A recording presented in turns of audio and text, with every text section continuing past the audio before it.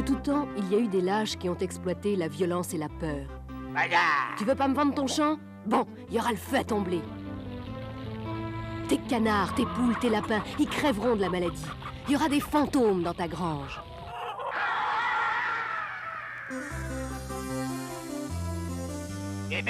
Si tu me files pas sans briques, fais gaffe à ta femme, à ton môme. Maintenant, c'est pire.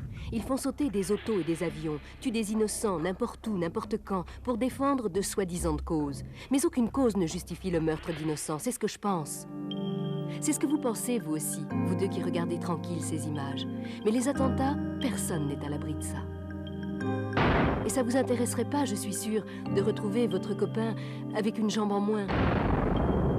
Ou de retrouver pas de copain du tout, à cause d'un fou qui aurait posé une bombe, garé une voiture piégée.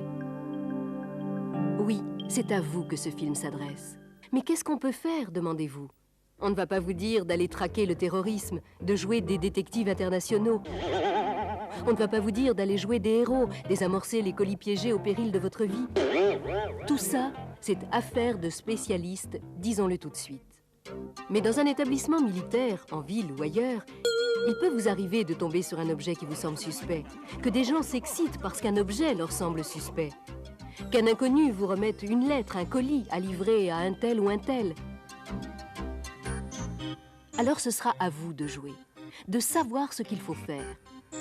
Et ce qu'il faut faire, je vous le dis tout de suite, se résume pour vous à 3 choses simples. Ne pas toucher, éloigner le public, prévenir les spécialistes. Mais un objet suspect, ce n'est plus comme dans les bandes dessinées de papa, un gros machin qui fait tic-tac à l'intérieur.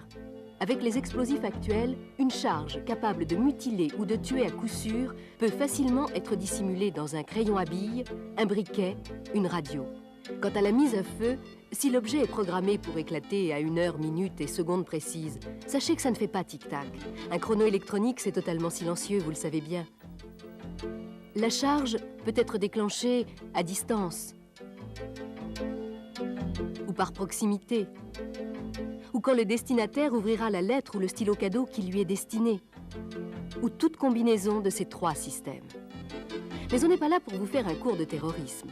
En résumé, un explosif peut prendre n'importe quelle forme et éclater quand et où le terroriste l'a décidé. Je ne peux pas mieux vous dire.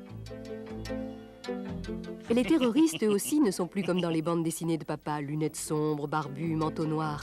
Celui qui viendra vous remettre une lettre piégée pour le colonel, un petit cadeau qui éclate pour le général, le préfet ou le ministre, ce sera quelqu'un comme vous et moi. Alors direz-vous, si un terroriste, ça peut être n'importe qui, et si une bombe, ça peut être n'importe quoi, comment voulez-vous qu'on repère un objet suspect? On est bien d'accord. Reconnaître si un objet est suspect, cela ne dépend pas forcément de son aspect extérieur ou de la personne qui l'a déposé. Cela dépend principalement du où et du quand. Pour le où, il faut savoir que les terroristes ont principalement 3 types d'objectifs. Soit détruire un équipement ou une installation militaire ou civile, soit neutraliser, comme ils disent, une personnalité, préfet, général, leader politique, soit faire un attentat médiatique, comme on dit, c'est-à-dire tuer un maximum d'innocents dans un grand magasin, une gare, un avion, pour attirer l'attention sur une soi-disant cause. Vous pouvez donc vous trouver dans une de ces situations. Vous travaillez à proximité de matériel sophistiqué, d'installations stratégiques, ou dans une base, un ministère où travaillent des personnalités. Vous passez dans une rue où réside une personnalité, un réfugié politique important. Vous êtes dans un lieu public très fréquenté. Ceci répond à la question « où ?».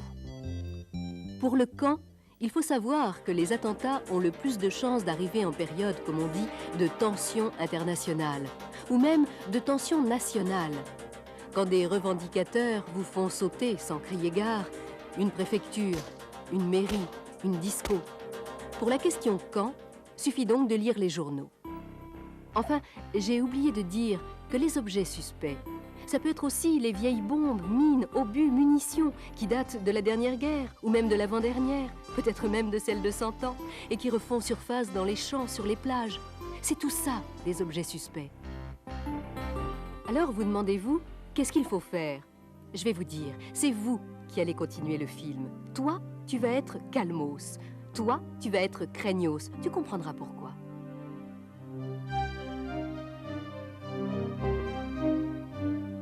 Oh, regarde, une boîte d'allumettes. Elle est drôle, non? Ça a pété, ça a pété! Il a vu le début du film, Craignos, alors il croit que tout est suspect. Heureusement, Calmos est là. Panique pas, Toto. Y a personne qui doit passer par ici. Sauf toi, si t'es une personnalité, je vois pas qui voudrait nous faire sauter la figure. Voilà, faites porter ça, mon ami, aux centrales informatiques. De la part de qui? Cela ne vous regarde pas. Secret défense, mais faites vite, ils en ont besoin de toute urgence.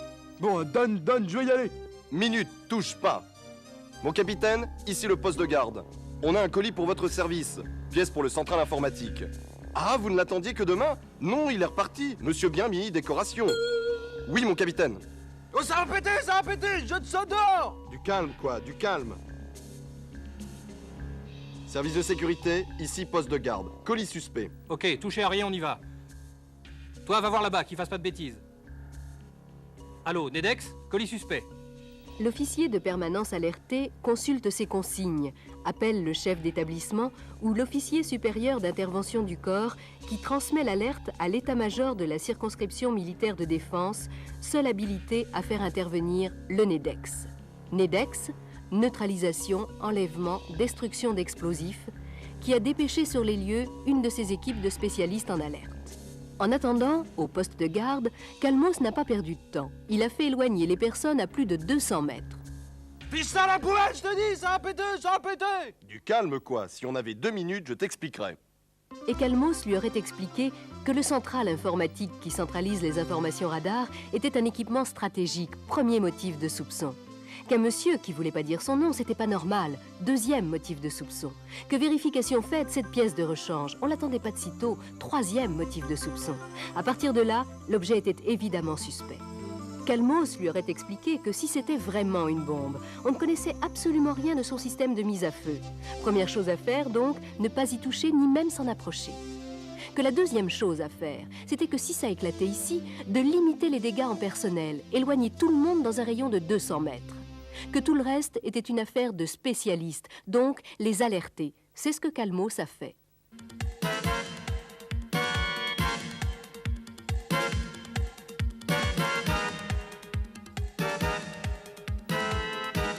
Oui, l'objet suspect était bien une bombe.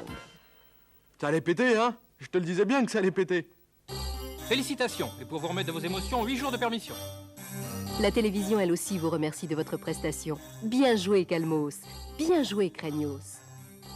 Mais souvenez-vous, objet suspect, ne pas toucher, éloigner les personnes, prévenir les spécialistes, rester calme et réfléchir.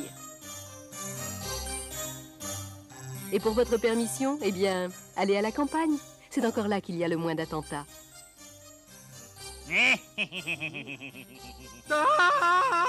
À moins que les terroristes ne se déguisent en lapin.